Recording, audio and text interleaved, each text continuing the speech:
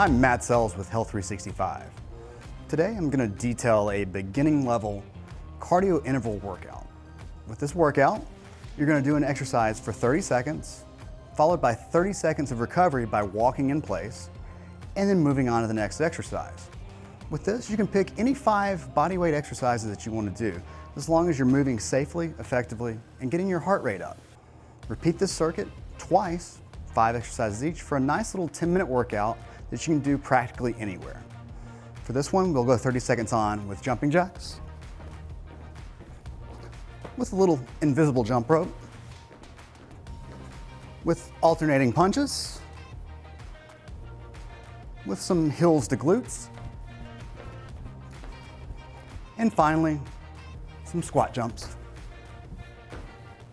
Again, 30 seconds with each exercise, followed by 30 seconds of active recovery, getting that heart rate down a little bit by gently walking in place.